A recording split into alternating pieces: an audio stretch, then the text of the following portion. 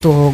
Hinagis po sa kanya. Sa akin po hinagis. Hinagis po sa kanya. Tapos, At bakit po? sabi niya, bakit 2 piraso lang daw? Sabi ko sa kanya, sir, marami naman po tayong naka-display, pwede po kayong pumili dyan. Doon siya nagalit. Ganun ha, sabi niya, sinausaw niya, initsa pa sa akin. Tapos doon na siya naghubad ng gloves. Tapos sabi niya, Ganun lang. mhm. Sobrang babaw naman. Kumbaga, walang dahilan para magalit siya at magwala. Hindi lang siya nakatusok ng Paulit-ulit niya po ginawa yun eh. chicken skin. Ilan ba dapat chicken skin sa isang... May, Tatlo po, may may 4. Opo. Okay. Yung pong 2, kaya nangyari po yun, natanggal lang po sa stick. O di, cause yung panibagong stick. Marami naman pong naka-display. Sabi ko nga sa kanya, sir, marami tayong naka-display. Pumili ka na lang po. Doon siya nagalit. So, nagwala na siya.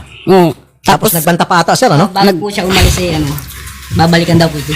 ano po, bago po nangyari. Tapos, ulit-ulit niya pong ginagawa yun. Tapos sabi ko, na parang nagalit na rin po ako. Sabi ko sa kanya, sir, pasensya na kasi pang mahirap na yung tinda namin. Hindi yata po sa'yo nababagay yan. Sinabi mo sa Oo, kanya. nagalit po siya sa akin. Tapos, ginanya niya po ako. Sabi niya, Sinampal ka? babalikan kita, sabi niya. Tapos, Oh. nagwala siya, sabi niya, sino ba yung nilalagyan niyo dito? Saan ba kayo nakatira? Ha? Tawagan niyo yung kung saan kayo naglalagay. Magkano bang nilalagay niyo dito? Sabi niya, saglit lang, tatawag ako. Kailangan matanggal kayo dyan. Sabi niya, hindi naman kayo taga rito sabi niya. Matanggal kayo sa pwesto niyo sa... Pinagtitindahan namin. Pinagtitindahan niyo? Tapos sabi niya, tapos saglit lang tatawag ako. Tapos kinuha niya yung cellphone niya, nagtawag, kunwari may tinawagan niya, sabi niya, hello, puntahan niyo ako ngayon din dito. Sabi niya. May pumunta naman. Wala naman po. Umalis din po yun. Tapos sabi ko sa kanya na magkatabi kami nung sabi ko sa kanya, kasi sa akin yung paninda, nahiya, sa barangay namin nahiya akong magkagulo. Sabi ko sa kanya, hayaan nyo na lang, hayaan mo siyang magdadakdak diyan, hayaan mo kung anong gusto niyang gawin sa paninda natin. Wag lang yung saktan yan kasi kami yung maano doon. Okay. Tsaka pati sa mga tao rin, parang save na rin sa mga tao kasi once na nagkagulo, yung mantika napakarami, napakainit. Pag nagkagulo sa sabog, maraming taong matatapunan ng mantika. Nagsawa na lang daw po siya sa kabunganga dahil hindi niyo siya pinapatulan, umalis na lang. Umalis na lang po. Sabi po nung netizen na nag-upload ng video. Now, pinuntahan po namin kayo sa inyong pwesto at sabi po ng mga kapwa niyo vendor, ilang araw na lang po kayo hindi papasok. Bakit po siya natatakot kayo? Kasi babalikan daw po niya kami, sabi niya. Natatakot din po kami. Babalikan, samantalang nung isang araw, nakita kayo sa barangay, lumuhod ata, may video kami, pinakita sa amin ni Chairwoman. Anong ginawa niya? Nung pagdating doon, nagmakaawa sa'yo. Makawa po. Anong mga sinasabi niya, sir? Lasing daw siya, pero hindi naman siya lasing nun. Hindi naman po lasing siya noon Nung karap ko po siya. Lumuhod talaga. Nakita ko lumuhod sa video. siya. Okay. So, hindi mo siya pinatawad. Hindi. Alright. Pero, anong bang gusto niyo mangyari, sir? Magkakaso o makipag-usap sa kanya? Kasi kung kayo po, bago niyo sagutin yan, kung kayo po magsasampa ng kaso, 2 po ang pwede. May kaso sa kanya. Grave threat kasi nagbitaw siya ng salita na babarilin kita. Opo. Nagba po sa akin. Sa yun. Pangalawang kaso is usurpation of authority. Nagpangkap siyang pulis na hindi naman siya pulis. Tawag ka pulis. Pulis din ako Tapos sa admin, yung pong sa sosya, matatanggalan po siya ng lisensya. Hindi na siya maging SG kahit kailan. So 3, 2 criminal, 2 admin. Now, nung pumunta siya doon sa barangay 2 days ago at nagmakaawa, ano pong mga sinasabi niya sa inyo? Mabigyan ng magandang Ayaw mo siya patawarin. ayaw po. Gusto mo sabihin connection? Marami pong abusuhin tao yan Kung hindi niyo po siya patatawarin, so there's no reason na para kausapin pa natin siya. Ituloy natin yung kaso.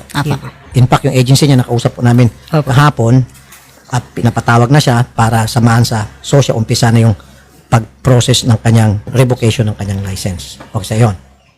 Kami pong bahala sa abogado ninyo at kapag kayo po ay tinakot, binantaan, panibagong kaso yun.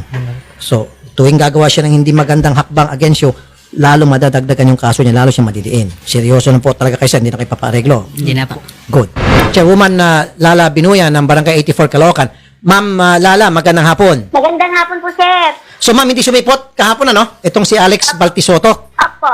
Nagpasabi po siya sa inyo kung ba't hindi siya sumipot. Hindi po. Yung nanay niya lang po nandito. Nanay, ang pumunta kahapon, bonjing na bonjing talaga, certified. Anong sabi po ng nanay?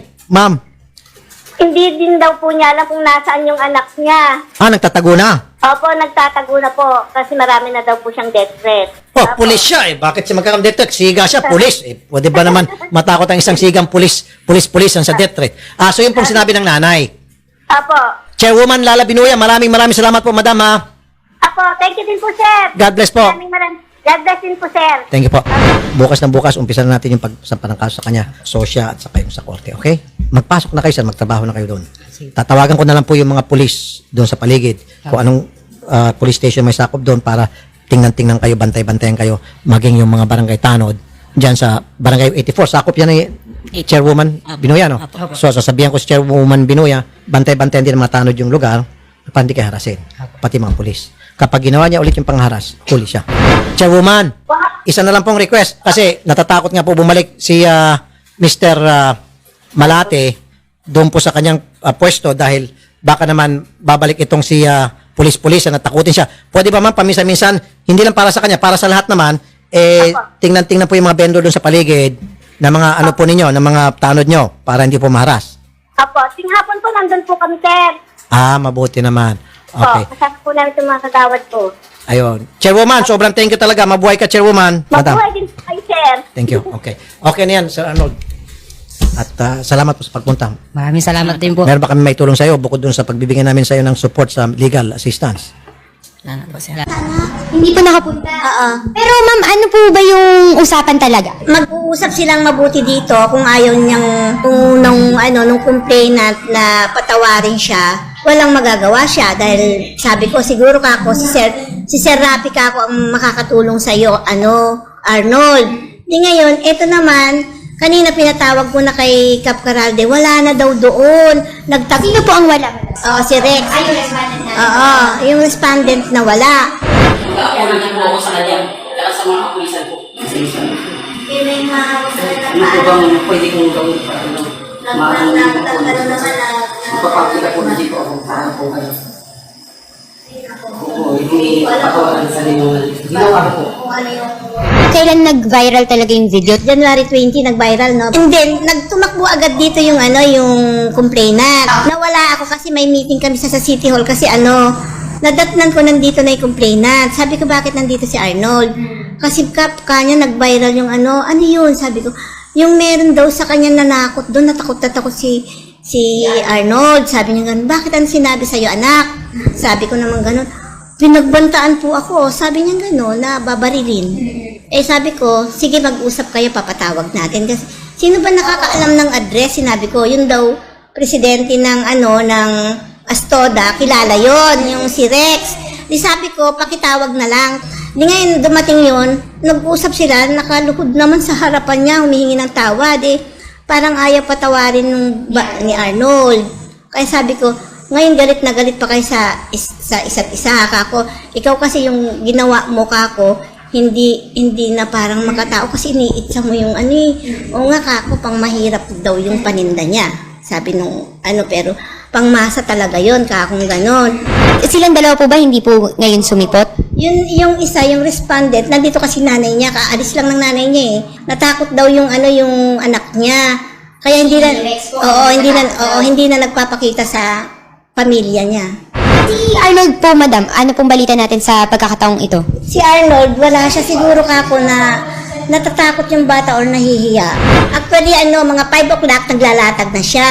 Kasi nga, ayaw nga namin pumayag sana na may vendors dyan dahil nga binawal na. Ngayon naawa naman ako sa kanya, sige na po kanya dahil yung ako po bumubuhay sa pamilya namin. Hindi, pinayagan ko yung bata. 1 year na siyang nagtitinda dyan. Ngayon lang siya nagkaroon ng gano'n, natakot siya.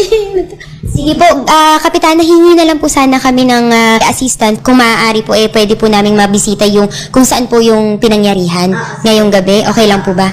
Sige po. Maraming salamat po.